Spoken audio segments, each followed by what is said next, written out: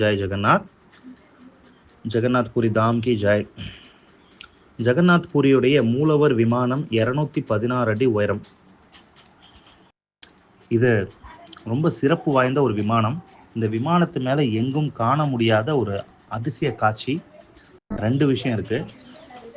ஒன்று சுதர்சன சக்கரம். நம்ம சக்கரத்தாழ்வார்னு நம்ம கோவிலில், பெருமாள் கோவிலில் கும்பிட்றோம் இல்லைங்களா?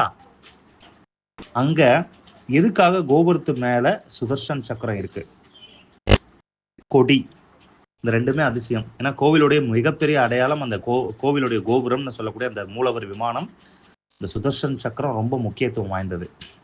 எதுக்காக சுதர்சன் சக்கரத்துக்கு மேலே இடம் கொடுத்துருக்காரு ஜெகநாதர் இதுக்கு ஒரு அருமையான ஒரு மகாத்மியத்தில் சொல்லப்பட்ட ஒரு லீலை இருக்கு.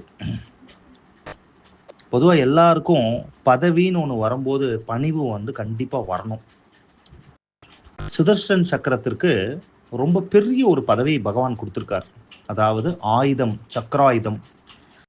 எல்லா காலத்திலையும் இப்போ நீங்கள் கஜேந்திர மோக்ஷ லீலையில் பார்ப்பீங்க, சிசுபாலனுடைய வதத்தில் பார்த்துருப்பீங்க. எத்தனையோ இடத்துல சுதர்சன் சக்கரத்தை பிரயோகித்து துர்வாசரோட லீலையில் பார்த்துருப்பீங்க. அப்போது இந்த சுதர்சன் சக்கரத்துக்கு சின்னதாக ஒரு மமதை, ஒரு கர்வம் வந்துருச்சு. என்ன, நான் தான் எல்லாரையுமே காக்கிறேன், மற்றவங்களாம் ஆயுதமாக இருந்தாலும், அதாவது மற்ற ஆயுதங்களையும் நோக்கி சொல்கிறாரு.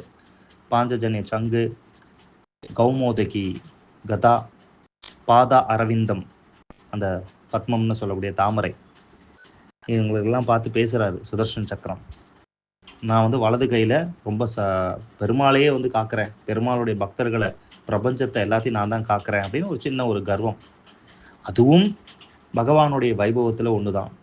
அதனால் ஜெகநாதர் இதுக்கு தக்க பாடம் கற்பிக்கணும்னு நினைக்கிறாரு. அவர் பல்வேறு லீலைகளையும் இதில் நடத்திக்கிறாரு. உடனே சுதர்சனை கூப்பிட்டு, சுதர்சன், தென்கோடியில் என்னுடைய மிகப்பெரிய பக்தனான ஹனுமான் இருக்கா, அவனை நான் வர சொன்னேன்னு சொல்லு அப்படி சார். சுதர்சன் சக்கரம் நினைக்குது, நம்மளோட பெரிய பக்தனா, நம்ம தானே பெரிய ஆளு, நமக்கு மேலே யார் இருக்கா அப்படின்னு சொல்லி இந்த சுதர்சன் சக்கரம் நினைச்சதாம்மா. அவர் போயிட்டு ஹனுமானை போய் கூப்பிடுறாரு, வானரமே வா அப்படின்னு சொல்லி. அப்போ இந்த மாதிரி பகவான் கூப்பிடுறாரு, ஹரே கிருஷ்ணா, பூரி ஜெகநாதர் கோவில்ல நடக்கக்கூடிய அதிசயங்கள்ல அப்படின்னு சொன்னாங்க. அவரு ராம நாம ஜபத்துல, தபத்துல ரொம்ப மூழ்கி இருக்காரு ஹனுமான். ஜெய் ஸ்ரீராம்.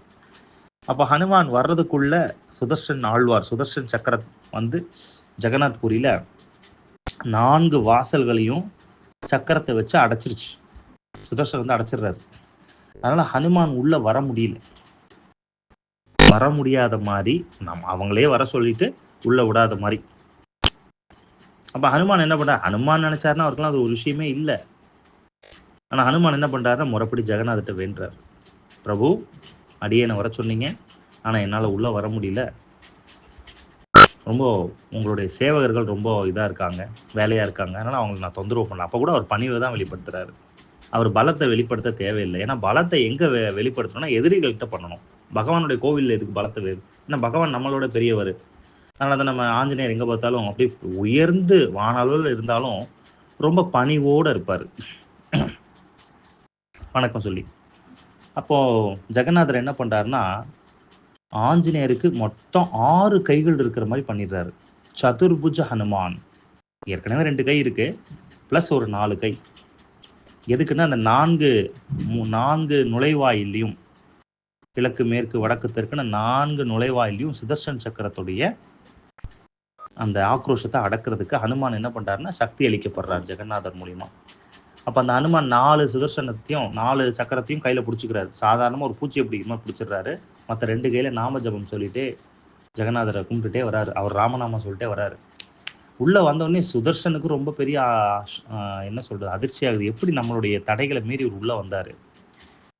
அப்போது ஜெகநாதர் கூப்பிட்டு ஹனுமான், அவருக்கு ஒரு நிமிஷம் ராம லக்ஷ்மணனா காட்சி கொடுக்குறாங்க. ஜெகநாதரும் பலதேவரும். ஏன்னா ஹனுமான் ராம ரூபத்தை தான் ரொம்ப விரும்புகிறார். அதனால் ராமராகவும் லக்ஷ்மணனாகவும் காட்சி கொடுக்குறார். ஹனுமான், இங்கே வரக்கூடிய இந்த புருஷோத்தம கஷேத்திரத்தில் வரக்கூடிய என்னுடைய பக்தர்களுக்கு ஒரு சின்ன இடைஞ்சல் இருக்கு. அது என்னன்னா அந்த கடல் அலைகளுடைய சப்தம். அவங்க பிரார்த்தனை பண்ணும்போது எனக்கும் அவங்களுக்கு இடையில கண்ணில் இமையே வேண்டான்னு தூக்கி எறிஞ்சிட்டேன். எனக்கு கண்ணில் இமை கூட கிடையாது, 24 hours நான் பார்த்துட்டு இருக்கேன். ஆனால் இந்த கடல் அலைகளுடைய சப்தம் அவங்களுக்கு வந்து தொந்தரவா இருக்கு. ஆனா நீ என்ன பண்ற, இங்க உட்காந்து நீ ராமநாமத்தை ஜபம் பண்ற. என் நாமத்தை நீ ஜபம் பண்ணு. நீ உன்னுடைய ஜபத்தோடைய சப்தம் நீ ஜபம் பண்ணும்போது அந்த கடலுடைய அலையே வந்து அமைதியா இருக்கும். பாத்தீங்களா? கடலுடைய அலை ஆக்ரோஷமானது யாருக்காகவும் கட்டுப்படாது. ஆனா ராம நாமத்துக்கு, இறைவனுடைய ஹரிநாமத்திற்கு பகவான் ஜெகநாதர் சொல்றாரு.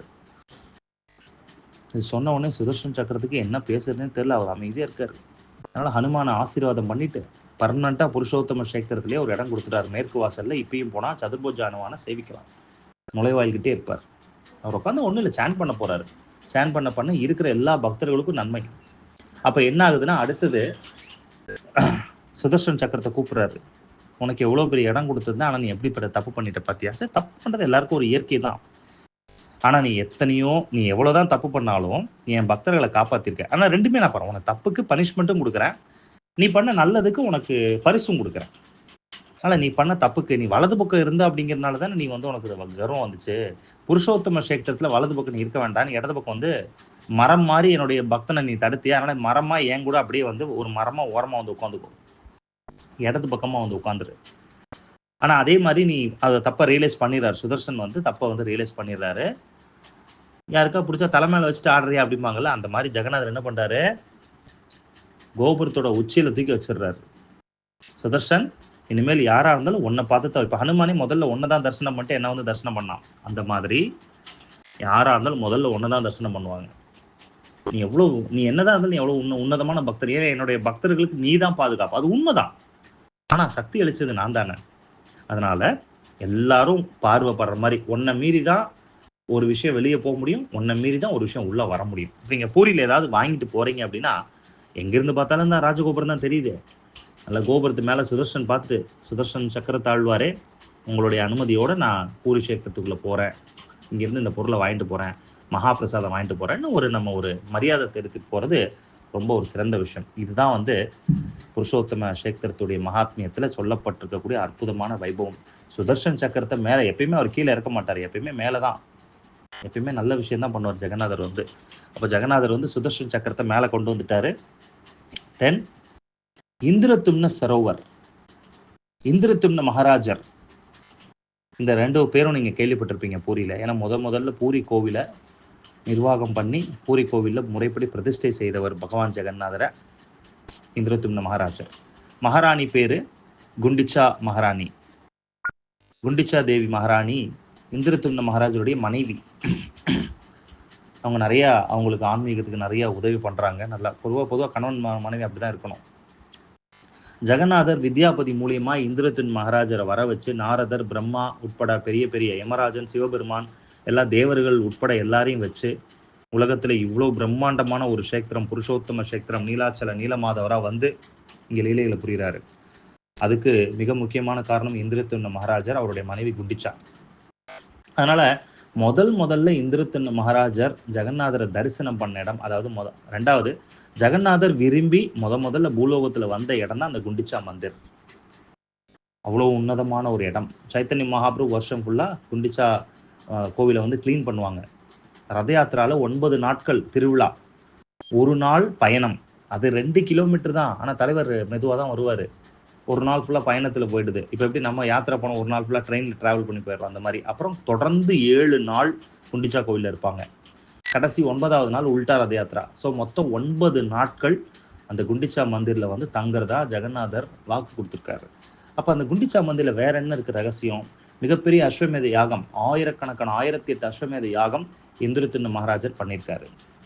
ஜெகநாதர் இந்த ஸ்ரீ மந்திர்னு சொல்லக்கூடிய பூரி கோவில் துவாரகை அது துவாரகாக்கும் அதுக்கும் வித்தியாசம் கிடையாது. ஏன்னா துவாரகையில தான் அந்த லீலை நடக்குது. அப்போ இந்த குண்டிச்சா மந்திர் எதுன்னு கேட்டீங்கன்னா விருந்தாவனம். பாத்தீங்களா?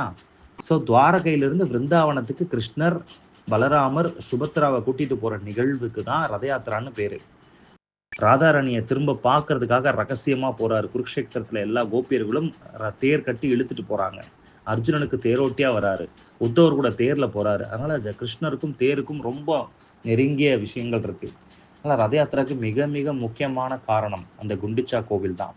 அது விருந்தாவனத்திலிருந்து வேறுபட்டது கிடையாது.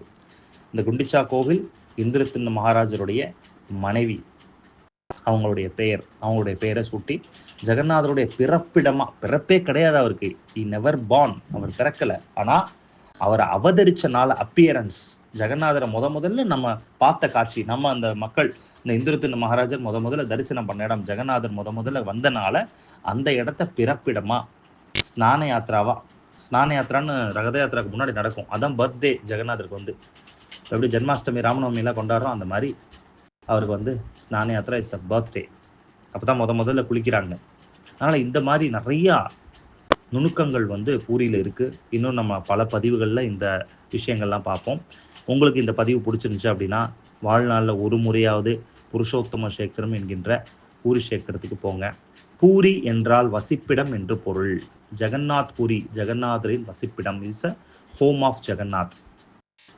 மேலும் பல தகவல்களுக்கு Kanchi Gauravani YouTube channel, Instagram page, Facebook, இதெல்லாம் நம்ம அக்கௌண்ட், எல்லா விஷயங்களும் சொல்லப்பட்டிருக்கு. கோவில் சம்மந்தப்பட்ட வீடியோக்கள், இதை மற்றவங்களுக்கு தெரியப்படுத்துங்க. ஒருவேளை இந்த பதிவு உங்களுக்கு பிடிச்சிருந்துச்சு அப்படின்னா ஜெய் ஜெகநாத்ன்னு சொல்லுங்கள். கண்டிப்பாக உங்களுடைய பிரார்த்தனைகள்லாம் நிறைவேறும். ஹரே கிருஷ்ணா.